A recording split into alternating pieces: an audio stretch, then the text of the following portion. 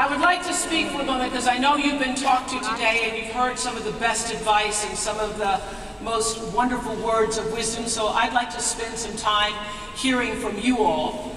That's why we have questions and we have microphones in the audience so that I might be able to hear what you got out of today, so that I might be able to hear what you're getting out of our magazine, so that I might be able to hear where you are in your life right now and be able to better serve you through our network-owned and through our magazine. One of my favorite, so I'd just like to speak for a few moments and then I'll open the floor to your questions. One of my favorite spiritual leaders and teachers passed several years ago, Joseph Campbell. And he was a mystic, he was a teacher, he was a wisdom leader. And one of the things that he said that I believe is so appropriate for all of our experts today who have spoken to you. My favorite quote from Joseph Campbell is, "The privilege of a lifetime is to be who you are." The privilege of a lifetime is to be who you are. And what I know for sure is that for every single person who is in this audience today, and those who are not, every person come to the planet has been called by something greater than ourselves. Universal energy, that which is divine, all that is God, whatever you choose to call it. Every one of us has been called here to this place today because we are of like minds, wanting to gather together and to better ourselves and improve ourselves. But every single one of you has been called in a way that is greater than you can ever know. How do I know this for sure? My father, Vernon Winfrey, and my mother, Vernita Lee, got together under an oak tree in 1954, in the spring of 1953. It was the one and only time they were ever together. My father's reason for being with her, he said, is he wanted to see what was under that poodle skirt. He found out. And I was a result of the poodle skirt information gathering. One time, my mother carried me in secrecy, not wanting anybody to know she was pregnant, until the day her water broke. And everybody knew I came into the world not really wanted, being called, being born out of wedlock, being called a bastard, being not really considered important in anybody's life, except my grandmother, who taught me from a very early age that it didn't matter whether my father was in the house or my mother was in the house, that I'd been called by something greater than my father or mother, that I'd been called by the Most High. So I was one of those little kids who went to church every Sunday and actually sat on the second pew on the right-hand side and believed it when the preacher said, "Your heavenly Father believes that greater things that he has done, you can do." I actually believed that was true. And because I believed it was true, there was no ceiling on my brain, there was no doubt in my mind that whatever it is I wanted to accomplish, that if I could align myself with that which I call the power of God, that anything was possible. My blessing and great gift in life is that I figured that out at a really early age. I figured out at an early age that the calling that God had for me, the will that God had for me, if I was willing to be in the same space and allow myself to be aligned with that, could carry me farther than any dream that I held, could carry me farther than any of my wishes, could carry me farther than anything that my grandmother or my mother or all the people in Mississippi believed was possible for a little colored girl in 1954. As I allowed myself to be in the will that is the greater will of the Most High. And what I know for sure is that there is a calling on every life in here today. And that the privilege of your lifetime is to figure out what that is. To stop wasting time, to be the star in your own life, to recognize that every morning that you wake up and there is breath in your lungs, and you can claim the day. You can claim the day, you can claim the victory of the day. Understanding that there is something at work and at will in your life as it is in all of our lives. I feel so blessed to have been able to have led a life that I am allowed to stand before you and speak to you and share the wisdom that God has put inside myself. To offer that on multi-platforms. I was just talking to one of the New York Times, and she was talking about, you know, the magazine industry and what's happening to the magazine industry. I don't care about no magazine industry. I don't care about what the form is. What I care about is what the message is. What I care about is being able to speak to an audience, to speak to you in such a way that you understand that your life matters. Who you are matters. What you do with your life matters. What you take upon yourself and how you show the world every day and present yourself matters. That you're calling into this space, into this earthly plane, matters. And that the real work, everybody goes to do their jobs every day, and you bring home a paycheck and you try to figure out how you're going to make ends meet. But the real work is to understand that just as however you came into this world, whether it was because somebody was looking for a good time, what was under the poodle skirt, or whether you were planned, thought about, considered, wanted, the real reason you are here is that the power of the Creator blew into you the breath of life. And that breath of life comes with enormous responsibility to honor the privilege that is you. The privilege that is you. When you think about that, the privilege of a lifetime is being who you are. So much of us spend so much time. I remember growing up watching the Supremes on the Ed Sullivan Show. That's when we colored people. We were colored people then, colored people. And I remember the first time Supremes. Anybody else in here old enough remember the first time Supremes on the Ed Sullivan Show? Black people really remember, because we were colored people then, and that's when we would call everybody else. Remember when you call and say, colored people on, colored people. Colored people on TV right now, colored people on, turn on right now, colored people on.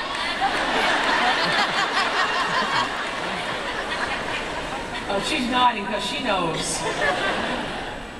We don't have to do that anymore. Colored people on all the time.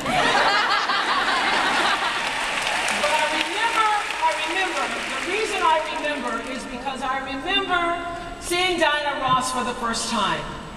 And seeing Diana Ross for the first time when you have not seen any images of yourself on television, anybody that looked pretty other than buckwheat, nobody wanted to be like buckwheat. And seeing Diana Ross for the first time, I thought, gee, I want to be like that. I want to be like that. And I spent a lot of time obsessing about Diana Ross, wanting to be like that. I remember when Diana Ross was in the park. Remember she was in the park and she sang in the park and it rained and she was still, yeah. The gown just got more glittery. And her mascara didn't run.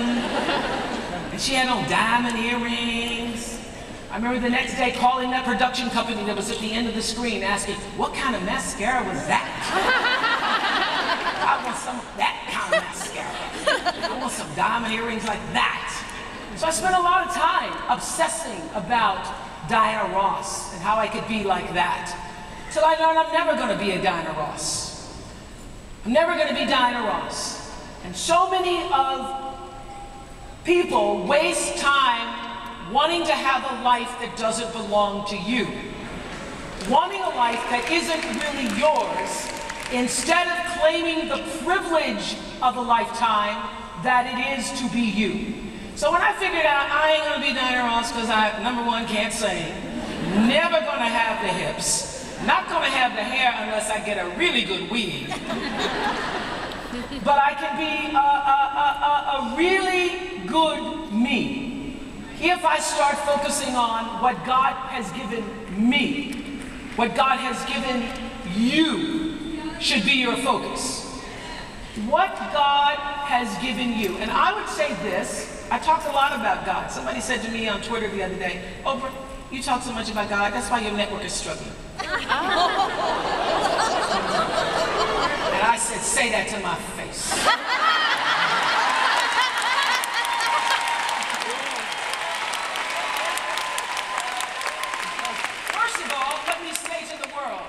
We're not struggling anymore.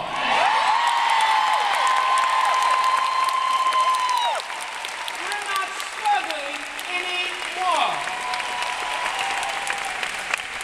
It's been a long climb. I started out climbing Kilimanjaro, didn't have no shoes. Then Dr. Phil came along and said, let me give you some shoes, girl. Let me give you some shoes. And I had all of these people on Twitter, my tweeple now, who started, thank you, you can be my tweeple too, who started calling in their support. I had Susie Orman, I had Iyanla Van Zandt saying, we are here for you. Because when you're going through the tough times, when you don't have no shoes, when you're going through the tough times, I always say, it's real easy to ride in a limousine. Real easy. You can get all your friends to ride in the limousine with you. Especially if it's a double-sized limousine, all of them. You have lots of room for all your friends in the limousine. It's harder to get a friend who will say, let me flag down a bus. Let me do what I can to lift you up. These people sitting on the front row, Dr. Phil, Susie Orman, Iyanla Van Zandt said, listen, I will come to OWN, I am committed to OWN, I will do whatever is necessary to lift you up. Phil said, I will give you my shows even though I am still on the air every day. If I can help you out by putting some of my shows on your air, I will do that. That's what friends are. Susie Orman said, I will come, I will do a show for you. Because you are Oprah, I will not charge you what I normally charge. Thank you, Susie. Dr. Berman said, I will come and try to tell the people about the bedroom. So I have had friends that I know and have known who love me and care about me, who lifted me up, and I have had strangers who have become friends who tried to lift me up through this process, and because of that, we are not struggling anymore.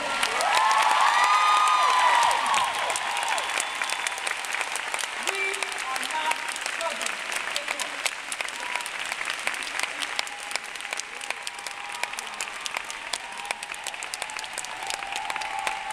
For the 10th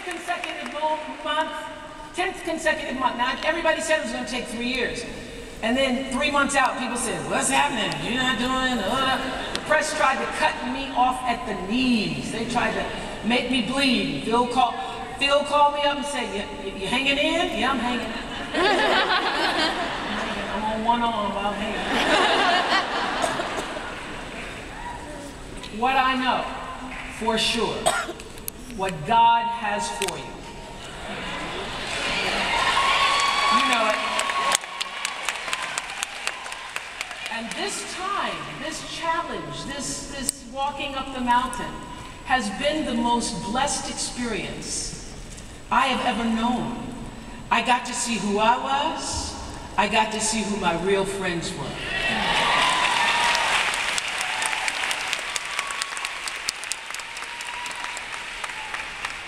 Gail has been, like Dr. Phil, counseling me every night. I believe you can do it. I believe in him. I believe.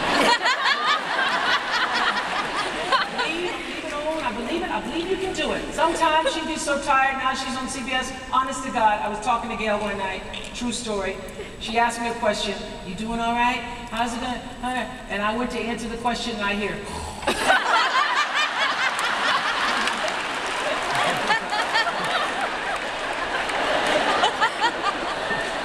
she's a friend though, she's there. I want to make sure I was doing all right. Sometimes she can't hold her head up. No, actually went on a date. Not good when you sleep on the date. During the appetizers, not good. This is what I know. That from the early days of the Oprah Winfrey Show, all the years since I was 15, I've kept a journal. And one of the things I had written in my journal that Maya Angelou had said to me when I was complaining about something some tabloid had written, which I'm so surprised to see Phil and Robin still together. I thought they'd broken up.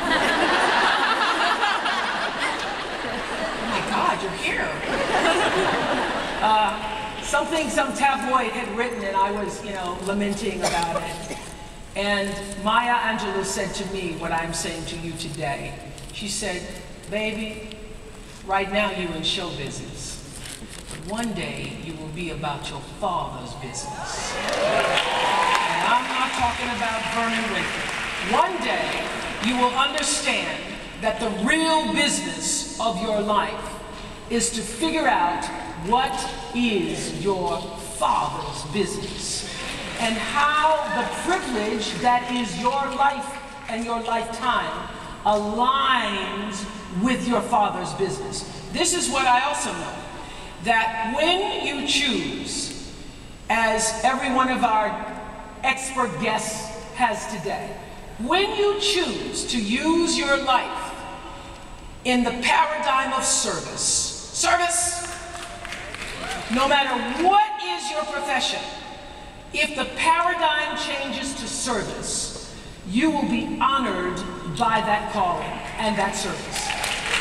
No matter what your profession, you hear me? If you change the paradigm to how you can use what you do to serve somebody other than yourself, your life will change. Not only will it change, it will be magnified to the glory that is owed you because of your birthright and calling to the service. To the service. And so the mission for all of us, as I keep growing my own, as I keep growing in the spirit and press to the high mark of the calling.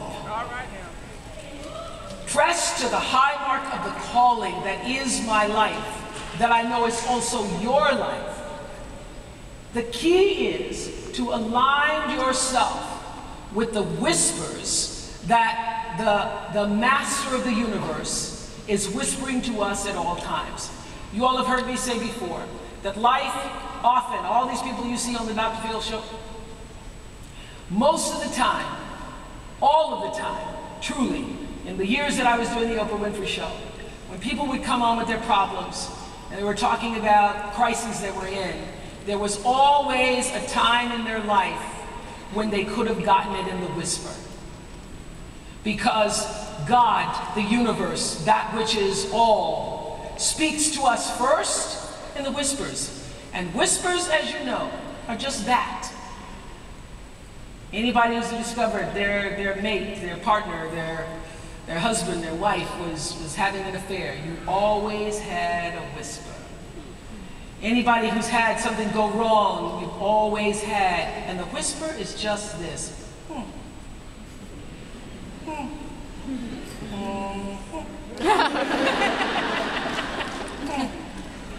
Sometimes it's not even it's just That's strange. That's odd.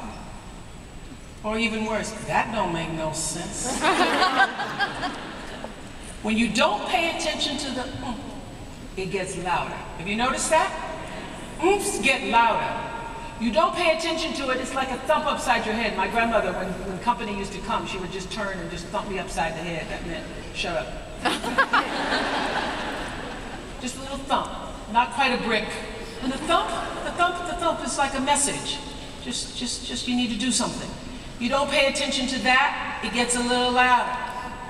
It's like a brick upside your head. A lot of people are brick people in here, a lot of brick people. You can't hear it until it turns into a real problem. How many people right now in the got some bricks upside your head?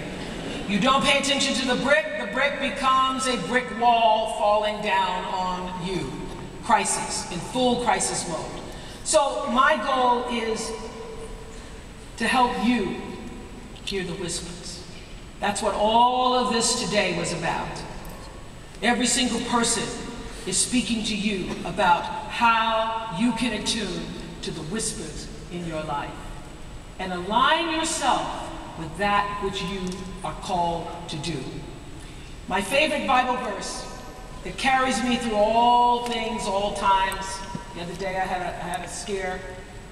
I didn't tell Gail, so Gail don't say I didn't tell you. I just finished with the military families, and earlier that morning I thought I felt something, felt a lump in my breast. And I was on the phone with Gail, and I didn't say it because I know that she would worry all day. So I was on my way to California. I stop in Chicago, and I go to get myself checked out. And I'm lying on the table. You know that moment, everybody's had that moment, where they look at it and then they go out of the room and then they bring somebody else. And you're like, oh Lord. And Gail's like, what? And they go out of the room and they bring somebody else, and then they come in the room and they bring somebody else, and then you know. And you know what got me through that whole thing? First of all, let me just say, everything's fine.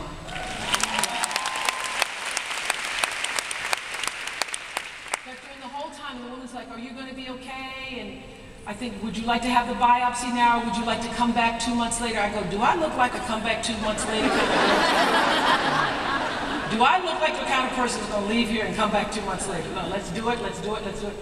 And as I'm lying there on the table, I felt the greatest calm. I thought, well, whatever. I know that there are many women in this room who've had an answer that you didn't want to hear.